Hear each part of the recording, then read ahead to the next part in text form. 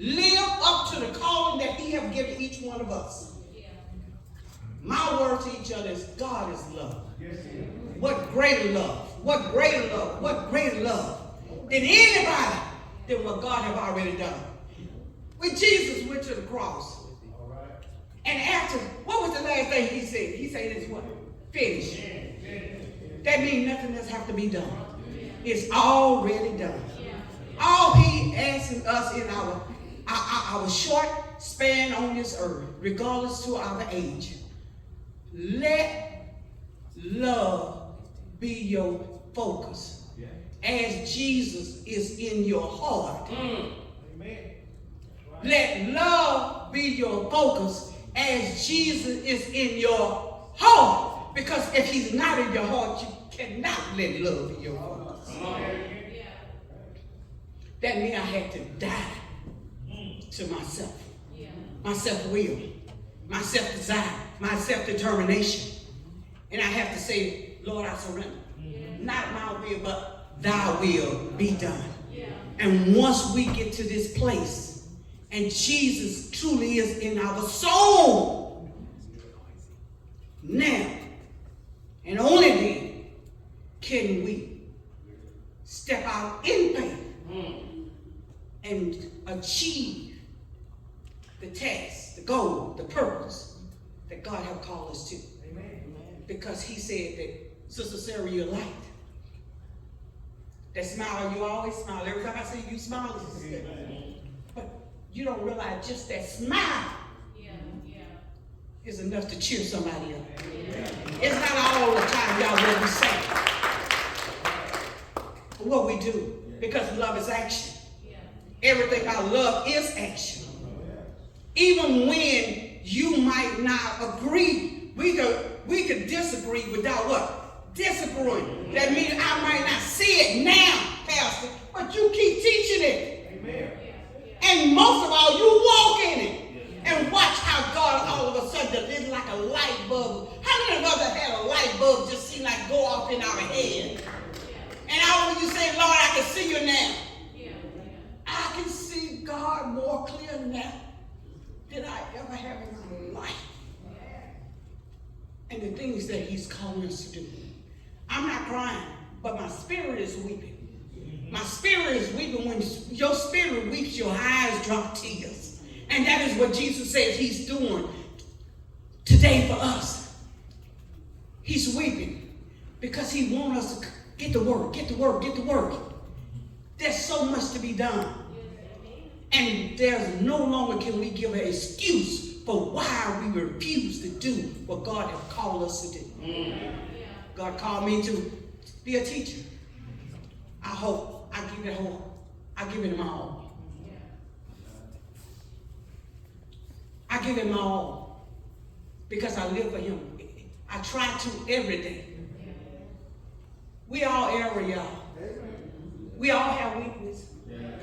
But he said even in the midst of our weakness, he come to make us what?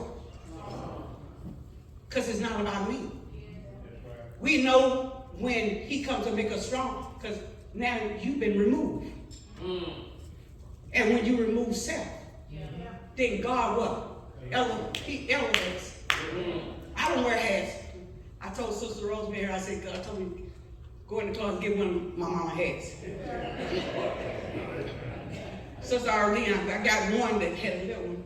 And he said, no, that ain't the one. I went back in there and got another one. He said, no, get the big one. And I say this as I go to my seat. He said, you see how you're covered?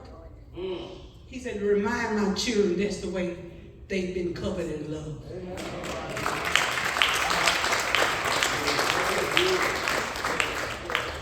Everybody have been covered in love. He realized that it's difficult sometimes to love certain people. But everybody's not your assignment. He let you know who your assignments are. Because he have already worked on them while they're waiting on you. And this is my testimony as I go to my seat. I have a flower, and I told you the flower is my ministry. Everything that go out the door, Sister Diane, Sister Amy, back there, ain't there? Everything go out the door, we try to make sure it's to the best that we can do. And that the people will be happy and satisfied. And there's this one church in the area who all of their, anytime somebody going to the hospital, they call in a flower. Anytime somebody's sick at home, they send a flower. And the pastor had to have heart surgery, got sick. And in the process, I didn't know it until one of the members came. She said, I need you to make the pastor a flower. I said, what happened to the pastor? I'm not going to call his name, but I've been praying for him. And in the process, she said, here goes some fishing, because he liked fishing. And I said, okay. She said, implement it within the flower, and in my mind, anytime you ask me to do something, my mind automatically go to work. Because God give you the vision before your hands even make it. Yes, and in the process of this, I said, well, he's in ICU. They're supposed to put him in a room tomorrow. I said, well, when they call and let me know that you have put him in a room, call me. She did. Thursday, he went into a room. And I got the flowers ready, and I took him to the hospital. When I went into the room, knocked on the door and went into the room, this is why I almost lost it. He said, I've been waiting on you.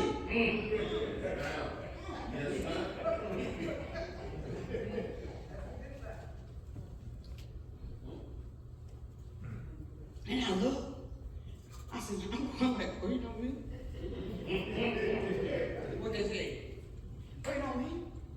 He said, God told me you would come. He said, God told me you were going to pray for me. Lay hands on me. They didn't have to go into his chest. One time they had to go into his chest twice. Because there was a brawl after the first. And you could tell that it took a toll on him. And I said, okay, Lord, what's your word? I grabbed his hand. I prayed for him. I told him why you come. I prayed, and in the process, I got through. I told him, well, if I knew I was going to have to do all that, I would have brought my whole load. I would have loaded that bed up with some whole load. Just joking to make this light and so forth. But in the meantime, guess what? I walked past him, and God said, touch his feet. And when I did, he jumped. Guess what? Friday went home.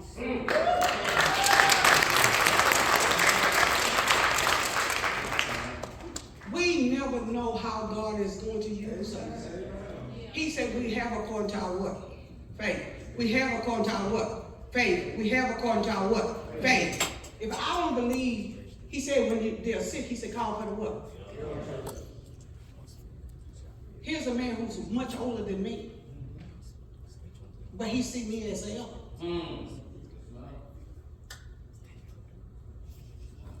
And I don't know him well. But my brother, when he said, I've been waiting on you, he said, because when they brought me the other flowers, this is what he said. He said, she didn't come. He said, I told God she didn't come. And then I realized that wasn't your flower shop. He said, I was going to tell the man, you need to tell that woman she need to get up here. But I'm just saying, y'all, love. The little bitty things that we do mean so much. And that little that you do today, add it to that little bit that you do tomorrow. Add it to that little bit that you do the next day. Then the next day, God got you doing even bigger. When I think about my life and all that God has done, y'all, it wasn't nobody but God.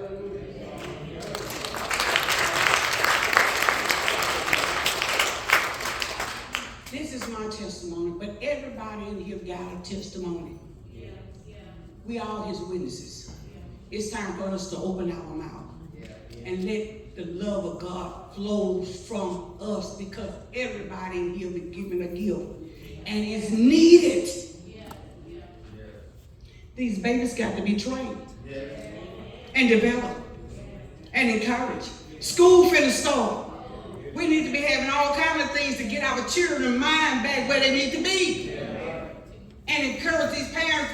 So much this world got to get up out of here. And the only place hope, the only hope is the house of prayer.